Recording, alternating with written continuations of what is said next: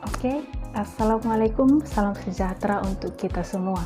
Kembali lagi pada mata kuliah Ekologi Laut Tropis bersama saya, Ibu Rina Drita Sibagariang. Pada pertemuan kali ini, kita akan membahas mengenai ekosistem pantai. Pada ekosistem pantai kali ini, kita akan membahas khususnya mengenai pantai berbatu, pantai berpasir, dan juga pantai berlumpur. Pada pertemuan sebelumnya, kalian sudah membahas mengenai materi pendahuluan mengenai apa itu ekologi laut tropis. Kemudian kalian sudah mempelajari mengenai fisika laut dan kemudian kimia laut. Nah, pada pertemuan hari ini kita akan membahas mengenai materi selanjutnya, yaitu ekosistem pantai. Oke, untuk mempersingkat waktu, kita langsung saja masuk ke materi kita. Oke.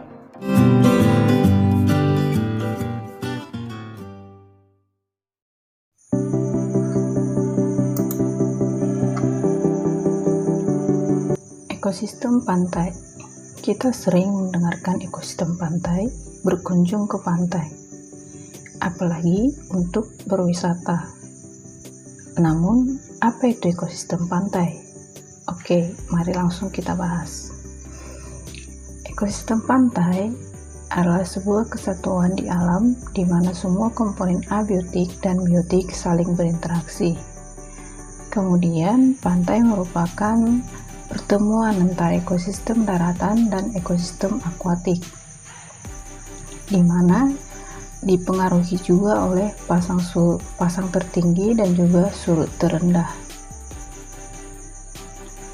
Nah, setelah paham tentang definisi dari ekosistem pantai, sekarang kita lihat komponen yang terdapat di dalam ekosistem pantai. Jadi ini merupakan unsur-unsur ataupun komponen yang tercakup di dalam ekosistem pantai.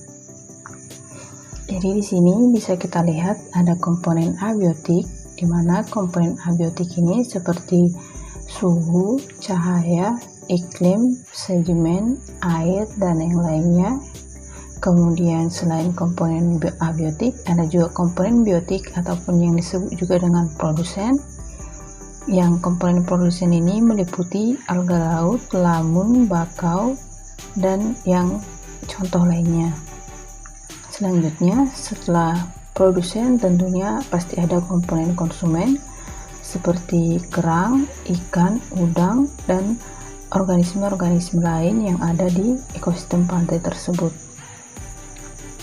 Selanjutnya, komponen pengurai sudah pasti jamur dan bakteri. Oke, jadi sekarang kita langsung ke pantai. Jadi pantai adalah daerah di tepi perairan yang dipengaruhi oleh pasang tertinggi dan surut terendah. Jadi untuk lebih jelasnya bisa kita lihat pada batasan daerah pantai. Pada gambar di sini sudah terlihat bahwa pantai bisa kita lihat pada garisnya ya. Di sini kan ada terlihat muka air pasang. Jadi kalau misalnya muka air pasang ini maksudnya adalah pasang tertinggi. Kemudian yang paling tertinggi kan di sini. Kemudian yang sampai dengan muka air surut. Jadi itu yang didefinisikan dengan pantai seperti yang sudah saya bahas sebelumnya. Jadi biar lebih jelas terlihat pada gambar seperti ini ya. Jadi ini merupakan muka air pasang tertinggi sampai dengan muka air surut terendah. Oke, selanjutnya kita bahas bahwa bentuk profil pantai sangat dipengaruhi oleh material yang membentuk pantai tersebut. Kemudian, pantai dapat terbentuk dari material dasar berupa lumpur, pasir, kerikil, dan batu. Nah, sekarang kita ke pembagian bentuk pantai berdasarkan pada komponen materi penyusun dari pantai tersebut. Di sini nanti akan ada kita bahas menjadi 3, yaitu ada pantai berpasir, pantai berbatu, dan juga pantai berlumpur. Yang pertama kita langsung pada pantai yang berpasir. Bisa kita lihat pada gambar yang sudah tersedia bahwa ini merupakan salah satu pantai yang memiliki pantai berpasir putih ya. Ini contohnya di Sabang. Oke, jadi pantai berpasir ini terbentuk dari bebatuan dan karang yang hancur. oleh hantaman dari air laut, lalu terseret oleh gelombang menuju tepi laut dan membentuk pantai berpasir. Selain itu juga ada juga pasir yang dibawa oleh aliran sungai yang mengalir ke tepi laut, maka terbentuklah seperti gambar yang di samping ini ya, pantai berpasir. Bisa kita lihat contohnya. Selanjutnya, untuk jumlah bahan organik dan organisme yang hidup di pantai berpasir ini jauh lebih sedikit dibanding dengan jenis pantai lainnya. Kemudian, pantai berpasir terdiri dari substrat pasir putih dan substrat pasir hitam. Jadi, jika kalian bepergian ke pantai, mungkin kalian mengunjungi ada pantai yang pasir hitam dan pantai yang pasir putih. Kemudian, pantai berpasir ini banyak digunakan untuk aktivitas rekreasi. Sementara untuk pantai yang berpasir hitam ini biasanya untuk berperahu seperti itu ya, boating. Kemudian untuk yang pasir putih juga bisa juga untuk berselancar ataupun snorkeling maupun diving ya. Jadi sebenarnya fungsinya hampir sama, hanya untuk rekreasi pada umumnya. Kemudian di pantai berpasir ini bisa kita lihat ada strand line, di mana strand line ini merupakan serpihan puing-puing yang membentuk garis panjang yang tertinggal pada saat pantai surut. Kemudian untuk vegetasinya, untuk pantai berpasir ini ada yang dikenal dengan formasi Pescaprae atau tumbuhan menjalar dan formasi Barringtonia atau sejenis pohon. Jadi untuk lebih jelasnya bisa dilihat pada gambar yang sudah tersedia ya. Jadi di antara ketiga gambar ini bisa terlihat ada yang tumbuhan menjalar dan juga jenis pohon. Lebih jelasnya bisa kita lihat lebih spesifik di slide selanjutnya ini ya. Jadi bisa kita lihat bahwa formasi Pescaprae ini didominasi oleh vegetasi dari Ipomoea Pescaprae dan juga tumbuhan lainnya, seperti rumput-rumputan juga ya, dan juga ada yang tumbuhan bakung. Kemudian ada juga di sini contoh-contoh dari formasi Barringtonia dinominasi oleh vegetasi Barringtonia. Dan kemudian selanjutnya di ekosistem pantai berpasir terdapat juga pohon kelapa. Dan sering kita lihat di permukaan pantai ini, pantai yang berpasir akan terlihat lubang-lubang kecil dan ataupun gundukan yang merupakan tempat persembunyian dari cacing-cacing, kerang-kerangan, siput pasir dan juga kepiting. Jadi biota tersebut membuat lubang ataupun gundukan itu tujuannya untuk bersembunyi di bawah permukaan pasir agar terlindung dari panas matahari, pemangsa dan juga air pasang ya. Jadi yang sering kita lihat di permukaan dari pasir yang jika kita bepergian ke pantai itu tujuannya untuk melindungi dari panas, melindungi dari predator dan juga air pasang ya. Oke, setelah pantai berpasir kita lanjutkan ke pantai berbatu. Jadi bisa kita lihat pada contohnya, ini merupakan pantai Colbano di Nusa Tenggara Timur. Jadi sudah berbeda ya, berbeda yang tadi berpasir dan ini berbatu, jadi langsung berbeda pada tekstur pantainya. Jadi pantai berbatu ini merupakan salah satu jenis pantai yang tersusun dari batuan induk yang keras seperti batuan beku ataupun sedimen yang keras atau secara umum tersusun oleh batuan. Pantai berbatu ini menyediakan habitat untuk tumbuhan dan juga hewan. Dan pantai berbatu ini juga merupakan daerah yang mengandung mikroorganisme yang paling banyak, sehingga spesies hewan dan tumbuhan yang terdapat di pantai berbatu ini lebih beragam. Bisa kita lihat pantai berbatu ini merupakan habitat dari beragam biota seperti jenis moluska, bintang laut, kepiting, dan lain-lain.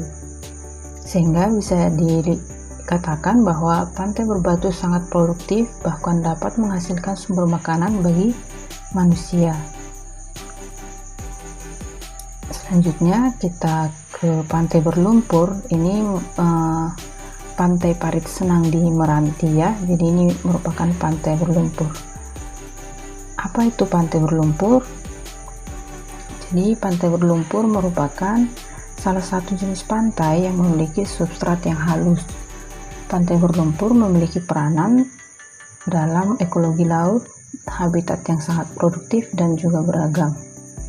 Kemudian pantai berlumpur ini dapat dijumpai di pantai di mana ada sungai yang mengangkut sedimen tersuspensi bermuara di daerah tersebut dan kemudian adanya gelombang yang relatif kecil. Dan juga pantai ini lebih terlindung dari gerakan ombak. Jadi keduanya cenderung mempunyai butiran yang halus dan mengakumulasi lebih banyak bahan organik sehingga menjadi berlumpur.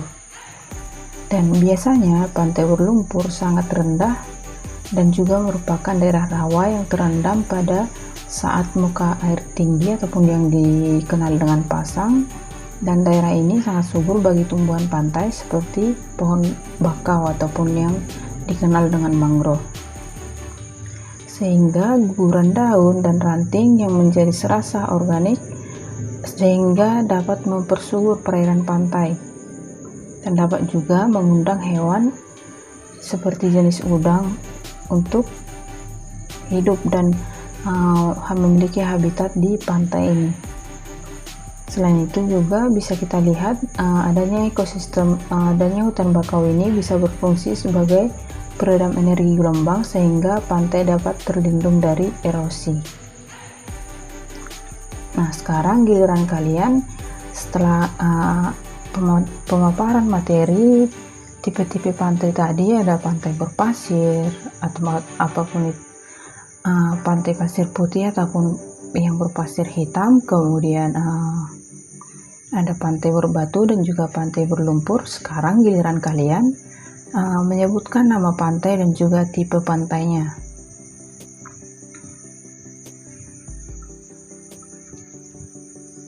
Oke, selanjutnya kita lanjutkan pada manfaat dari ekosistem pantai.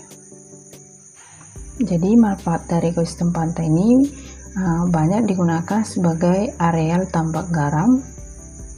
Kemudian untuk biotanya sendiri digunakan sebagai feeding ground, nursery ground, dan juga spawning ground. Dan untuk aktivitas ekonomi digunakan sebagai ekowisata. Nah, sekarang kita lihat pada ekowisata.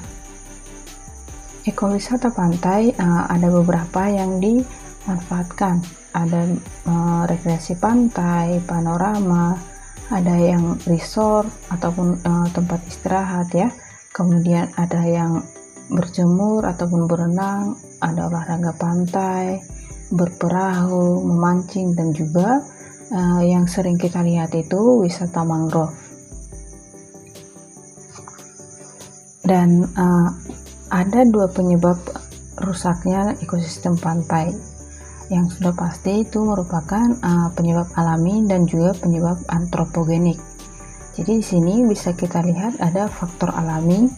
Faktor alami ini bisa dari pengaruh proses hidrooceanografi yang terjadi di laut dan dapat menimbulkan hempasan gelombang. Kemudian adanya perubahan pola arus, variasi pasang surut, serta perubahan iklim.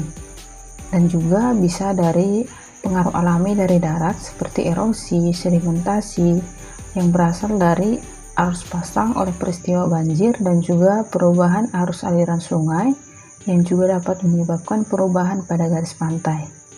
Nah, ini merupakan beberapa faktor alami yang bisa menyebabkan rusaknya ekosistem pantai. Nah, sekarang kita lihat pada faktor dari antropogenik ataupun merupakan faktor yang merupakan akibat dari kegiatan manusia. Ini sudah sering kita lihat seperti pengambilan maupun alih fungsi dari lahan pelindung pantai dan adanya pembangunan dari kawasan pesisir yang tidak sesuai dengan kaidah yang berlaku, sehingga mengakibatkan keseimbangan transport sedimen di sepanjang pantai dapat terganggu. Dan Ada juga penambangan pasir yang memicu perubahan pola arus dan juga gelombang. Dan masih banyak faktor lainnya yang disebabkan oleh manusia. Oke, materi saya cukupkan sampai di sini. Selanjutnya kita akan melanjutkan materi kita dengan berdiskusi. Silahkan join di link Zoom yang sudah saya share di grup WhatsApp di kelas kita ya. Oke, baiklah, setelah kita belajar dan berdiskusi mengenai materi kita hari ini, ekosistem pantai, Ibu berharap kalian mengerti mengenai ekosistem pantai, baik itu pantai berpasir, pantai berbatu, dan juga pantai berlumpur.